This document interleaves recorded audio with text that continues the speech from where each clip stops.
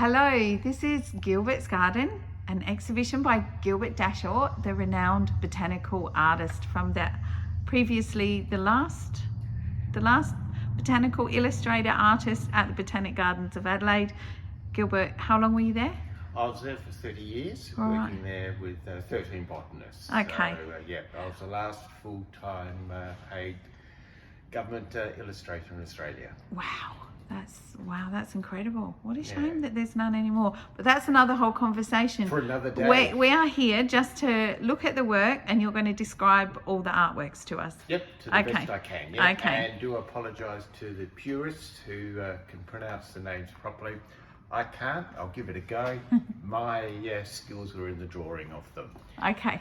So this exhibition, though, is Gilbert's drawings of the plants in his and his partner Judith's garden. Yeah. So we live at Normanville. We have a normal block, and it's about the third of plants that we have in our garden. Okay, let's go. Let's have a look. On the way, this container is all the articles, Fleurieu Living magazine, and all the other previous newspaper articles about Gilbert. We've got on show. Okay. And we also have an online catalogue on our website if you want to have a look at the prices and everything. If you can pause the video and scan that. There we go. Now, Gilbert, let's begin. This is the room.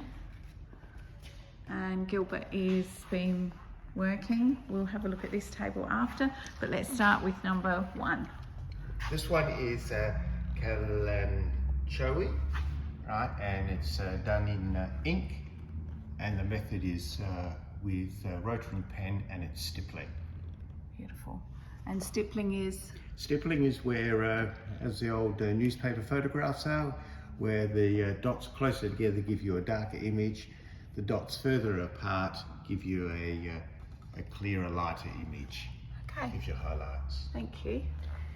The next one is a coria, and the coria is done in gouache and lead pencil. Gouache is a water-based paint, and it's opaque, different than watercolour, which is a transparent paint. Okay. This one is Eremophila. Here I've used again gouache and a little bit of chalk to give the little bit of whiteness on the Eremophila. Here I've used both lead pencil and colour.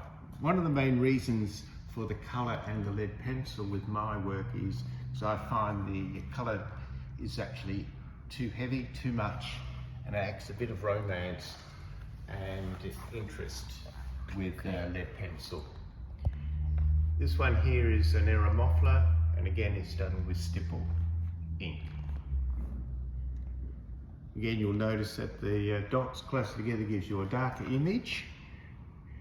Further apart gives you a lighter image, which gives you those highlights. Okay. Moving on. Number 5, that's all, again another Eremophila that is in our garden. And Eremophila is often known as an emu bush. Oh, didn't know that.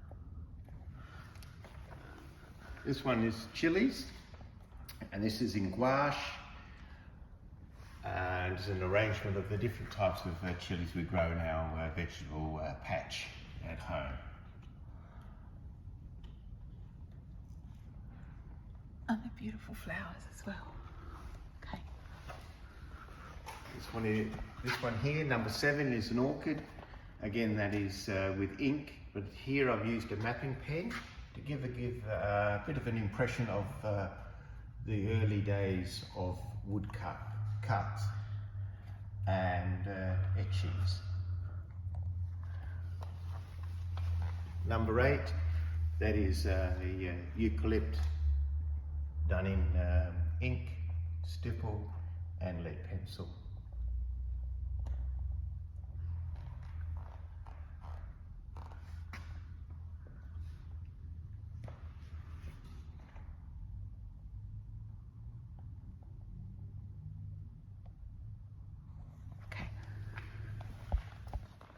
Number 9, This is Ala casuarina, or a weeping she oak. Here we have both female and male part of the plant, and the two trees are separate. So you have a male tree and a female tree. And here I've got the dissections of the flowers and the fruits. And these here are actually the leaves. That's done in gouache and in lead pencil.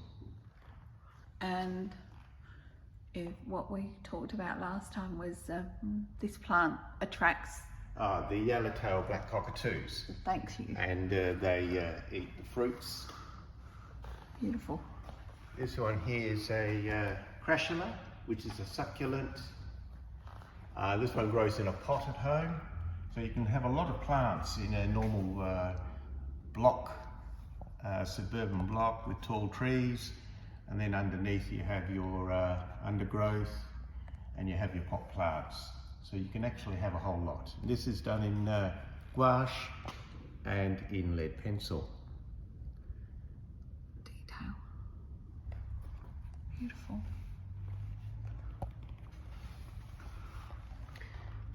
This one is a solanaceae, and that's the same family as your petunias, your chilies, your potatoes, tomatoes.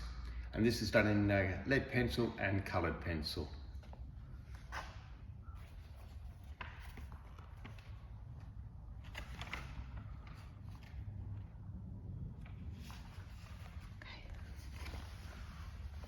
The next one is a pomegranate, and that one is done in lead pencil and in gouache.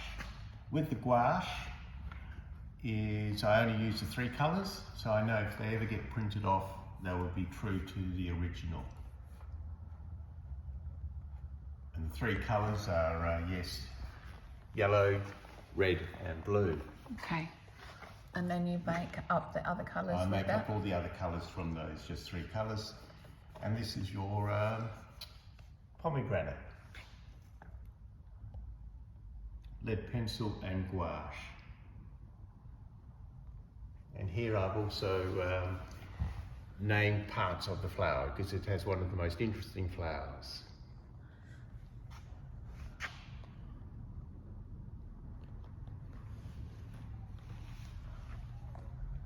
Okay.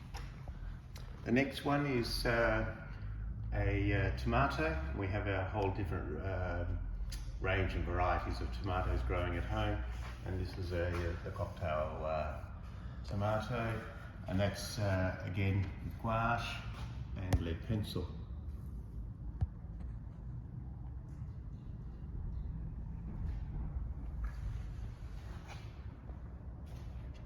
Okay. Next one. This is a Peruvian lily. Peruvian lily, number 15. Number 15, and that's done in coloured pencil. Beautiful. What I found interesting, striking about this one was just the colours of the purple and the blue. Beautiful, thank you. The next 2, 16 and 17, are canna lilies, and they're done in coloured pencil and in lead pencil.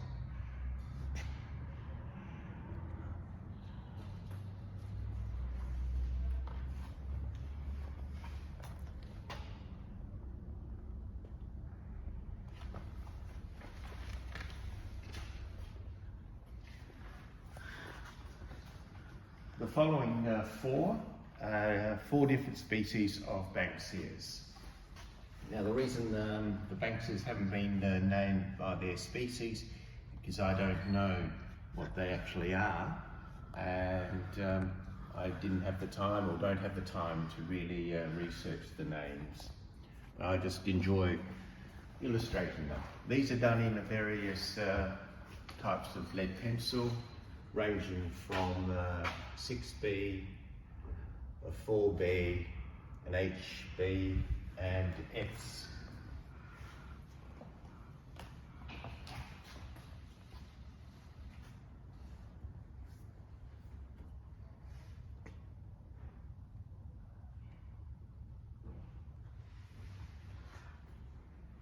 And last one. Sorry, so short. I am so short. These are I'm so holding tall. this up really high, this camera. I'm doing this Yeah. with an iPhone. Beautiful. The following one, number 22, is our state emblem, which is the Sturt Desert pea. They don't necessarily have to just grow out in the desert. Everybody thinks that you can grow them in your own garden as long as the soil is quite permeable and that it likes water, but it needs to drain. It doesn't like to have wet feet, otherwise they'll rot. This is one of the sunflowers we have at home. Number? This is number 23. What I enjoyed with this one is just the dissections of the flowers and drawing. This was done in gouache, like the previous Sturt Desert pea, and lead pencil. Okay. This is a Cardinia, Number 24. which is a running type of vine that has these beautiful dark black-blue flowers. It's a legume and it comes under the pea family. It's number 24. That's done in gouache and lead pencil. Number 25, it's a bromeliad, and that grows in a pot at home, and that's coloured pencil and lead pencil. Beautiful. The next one is 26 is Josephine lily, and that is done with inks. So I've used coloured inks to get the colour and black ink over it using a dip pen and a brush.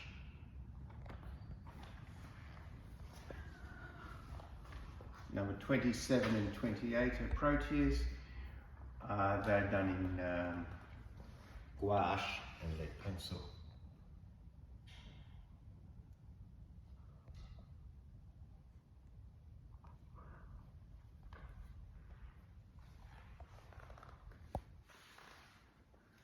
Another Banksia? Protea there. Protea, yeah. sorry. That's right, which is under Banksia, yeah. Beautiful. Okay. And number 29 is the other range of sunflowers we have at home. That's done in lead pencil and in gouache.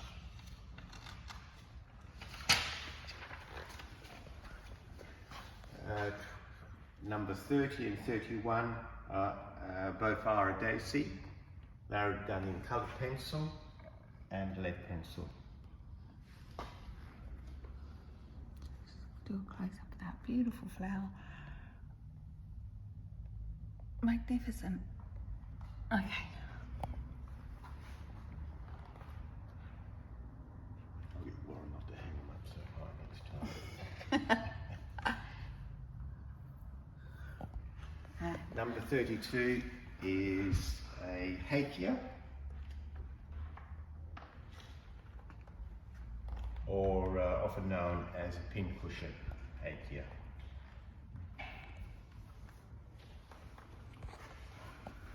The next three, 33, 34 and 35, they're all done in lead pencil and in gouache, and they're just a number of different gum trees we have on our block.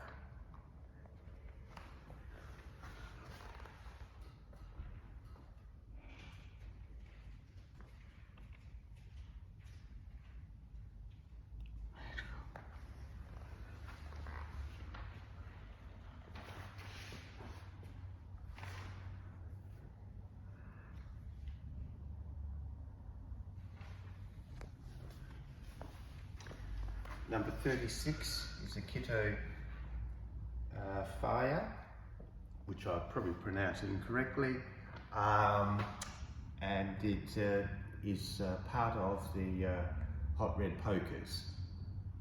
This one grows in a pot. We have three, and we have three different variant colours. This one is a grass. number 37 number now. 37, and that's done in lead pencil and in gouache also. Beautiful. And more grasses. Then we have two other grasses. These are poa, and they're done in using a pen and a brush and using ink, and the ink colour is sepia or brown.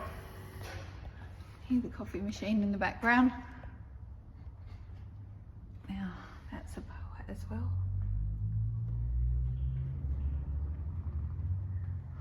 The next two, which is 40 and 41, they're lead pencil, and they belong to Cyperaceae, or which are your sort of little reeds and plants like that.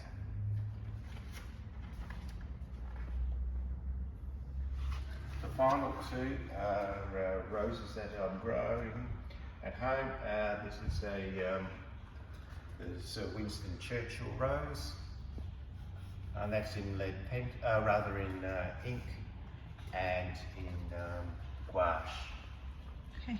The last one here, 43, is Crown Princess Mary. I'm just showing the table. Gilbert's sitting during his exhibition doing drawings of things, so he's got his microscope to look at the flowers. Now I'll come back. Razor. This is the rose, Crown Princess Mary. So the two of them, the rose, this one, which is the Crown Princess Mary. Crown Princess Mary herself has an original one in the palace in Denmark. And then the final one is Skirt Desert Peak.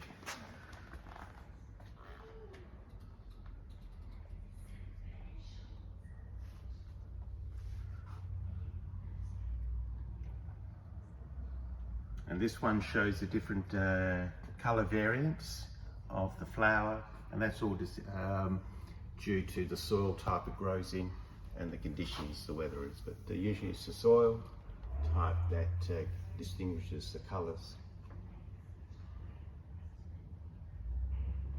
This is done in gouache and lead pencil. Beautiful.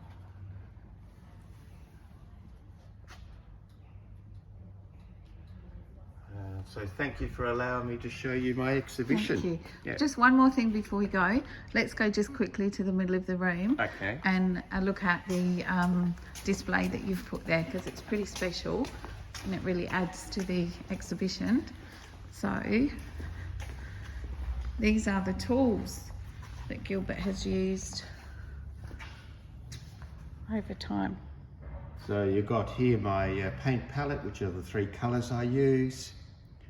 I use the paper sticks to help smudge, and you've got my dip pens, rotary pens, coloured pencils, and the brushes I use. Across here is my dissecting kit, which I use to dissect the flowers so I can find out what's actually happening inside the flowers. The next three cases just shows some of the publications I've done through my 30 years at the Botanic Gardens and State Herbarium. Publications were for the state, Australia, and also for overseas. But all at the same time, also helped out with the education unit at the Botanic Gardens, doing booklets of different matter for the students to study about plants. Beautiful. Thank you so much for sharing your artwork with us, Gilbert. That's and right. Now we'll say goodbye. Bye. Bye.